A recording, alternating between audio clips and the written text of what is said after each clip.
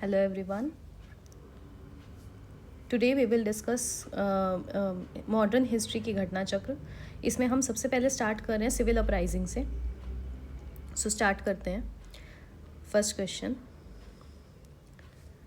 Which one of the following upheavals took place in Bengal immediately after revolt of 1857. 1857 revolt के just immediately बाद कौन सा revolution मतलब कौन सा डिस्टर्बेंस क्रिएट हुआ था? सन्यासी रेबेलियन जो था वो 1763 में हुआ था, तो ये तो नहीं आएगा. संथाल रेबेलियन 1855 के अराउंड हुआ था, ये भी नहीं आएगा. पबना डिस्टर्बेंस 1870 के अराउंड हुआ था.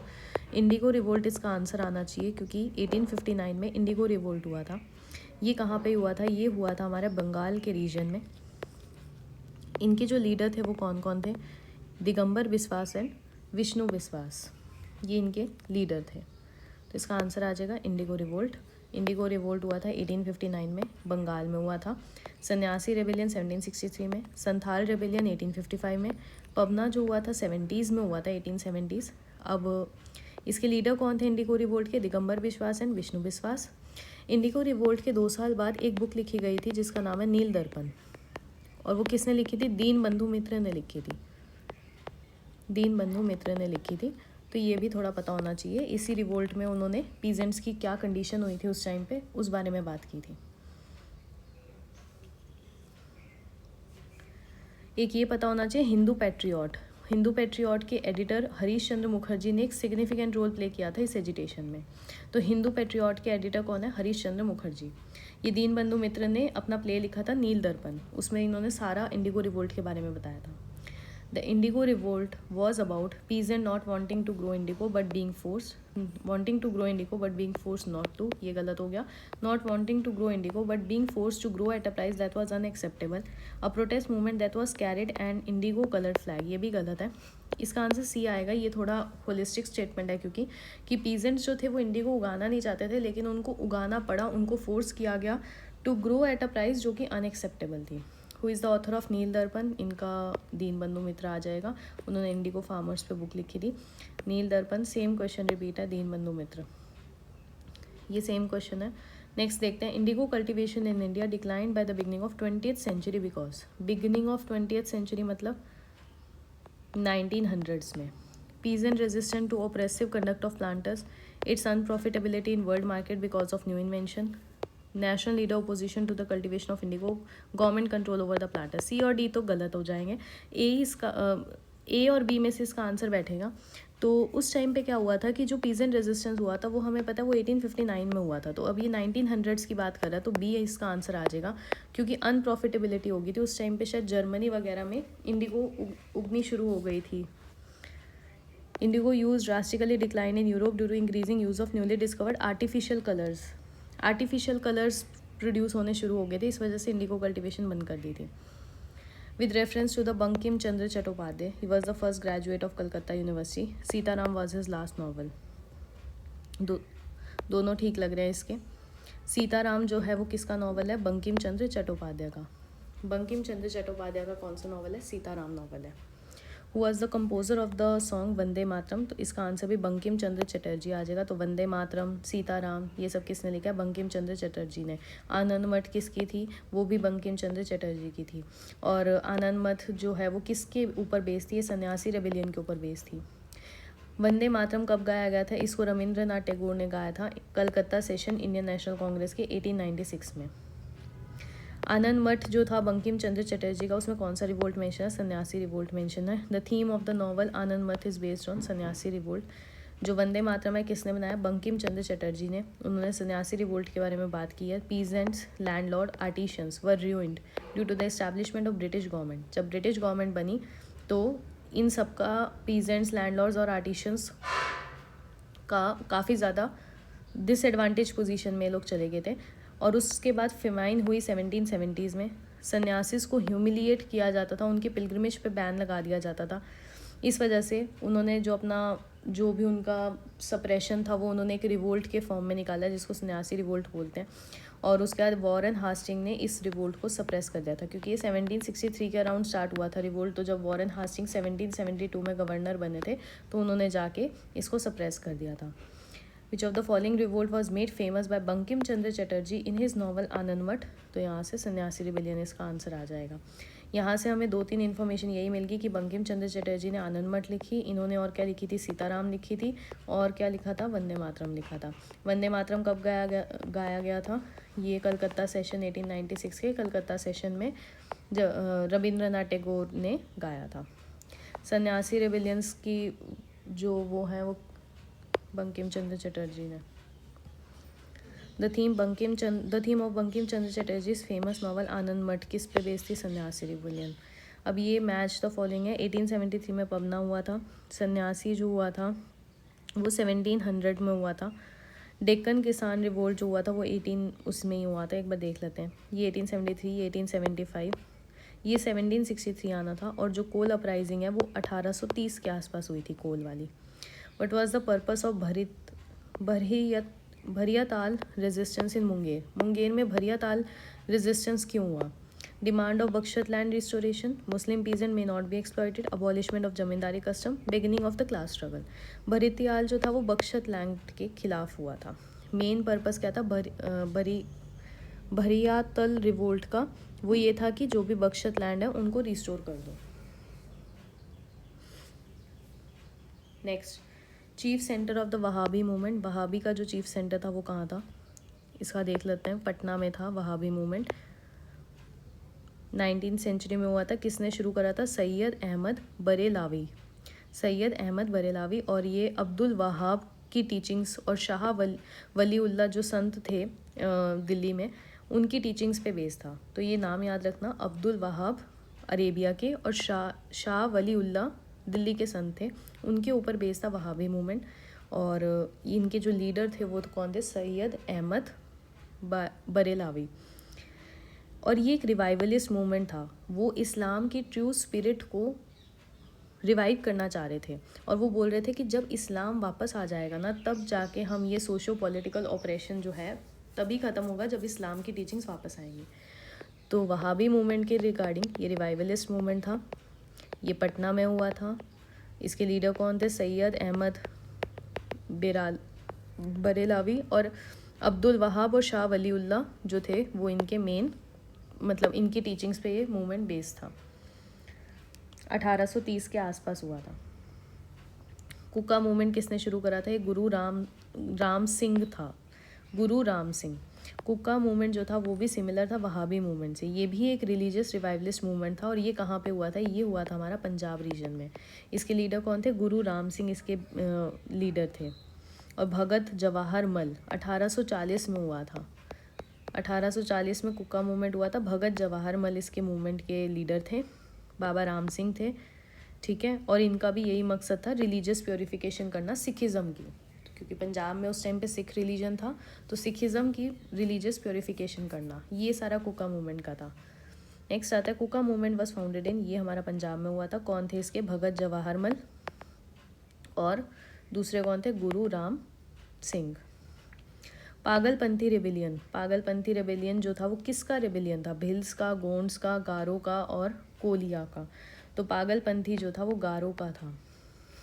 पागलपंथी रेबिलियन के जो लीडर थे वो कौन थे, करीम शाह और टीपू शाह।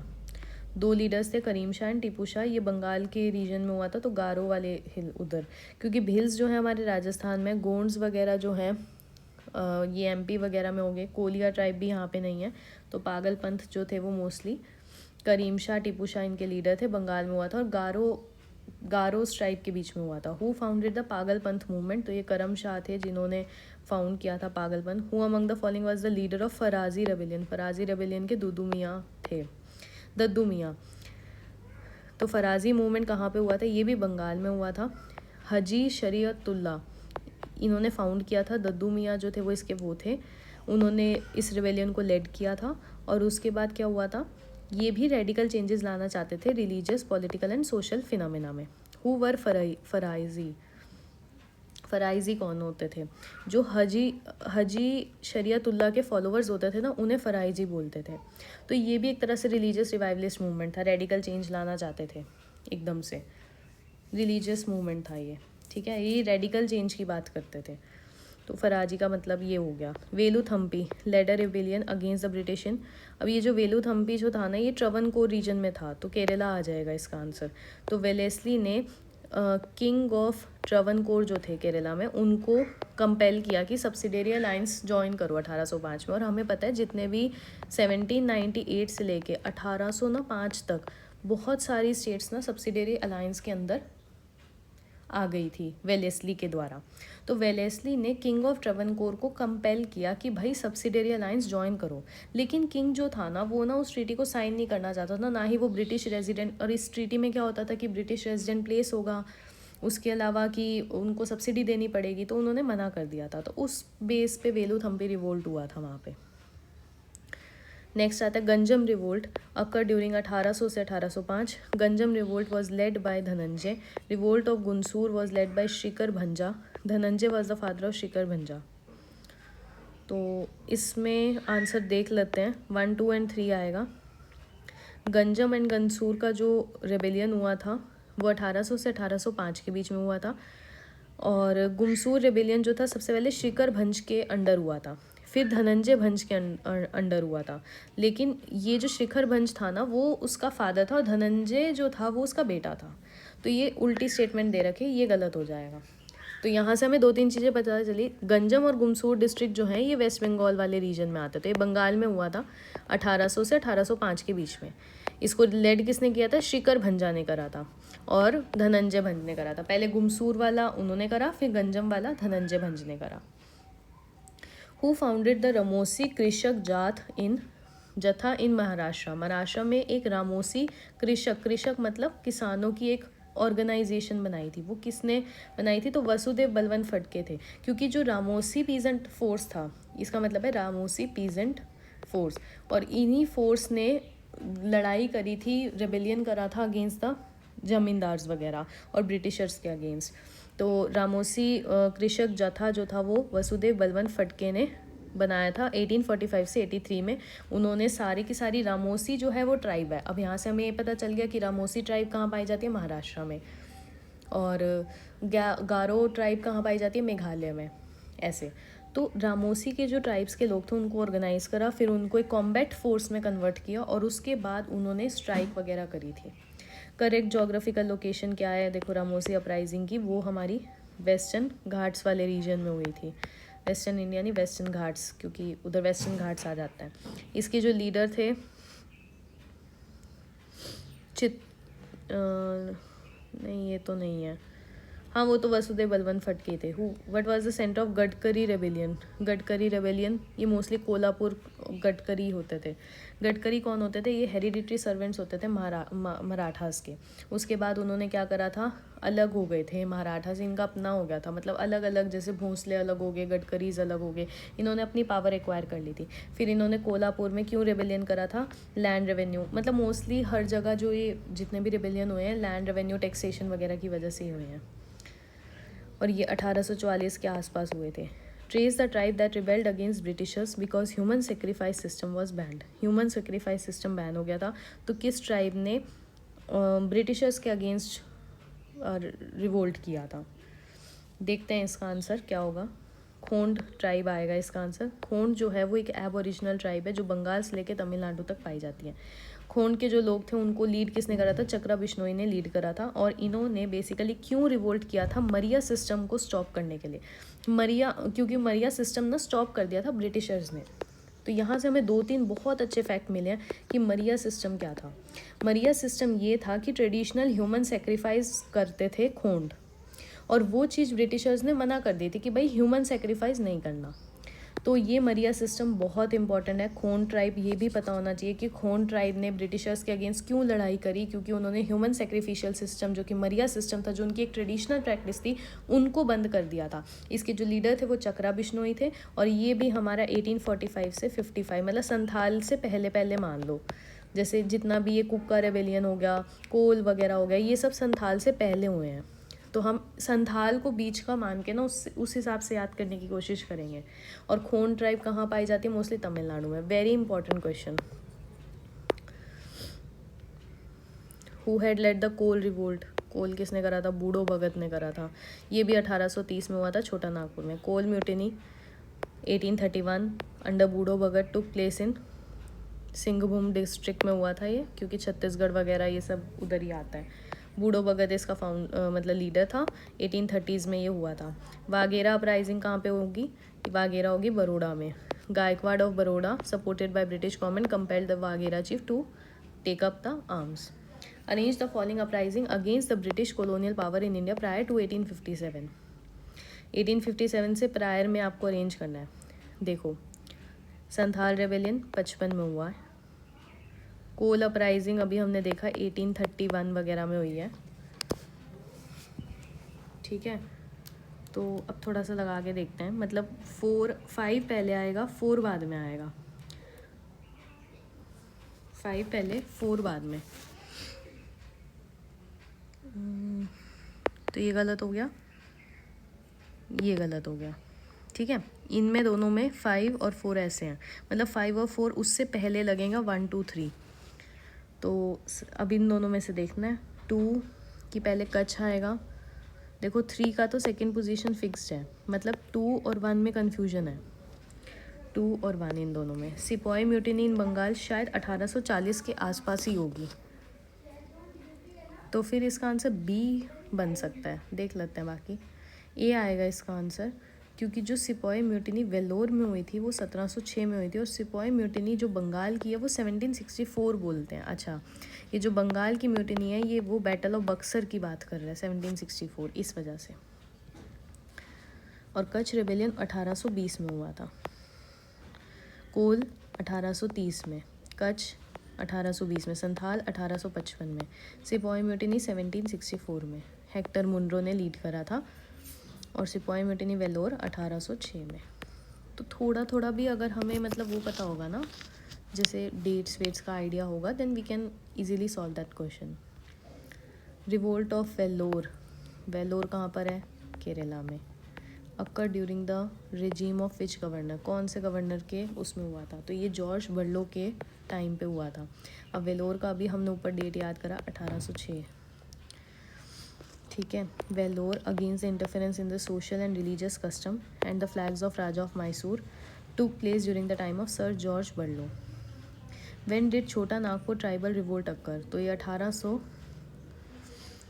मतलब ये अलग अलग हैं। छोटा नागपुर में जैसे चेरौन रिवोल्ट हुआ है, देन कोल रिवोल्ट 1830 में हुआ है, संथाल 1855 में हुआ है, मुंडा 1899 में हुआ है, हो जो हुआ है वो 1820 में हुआ है।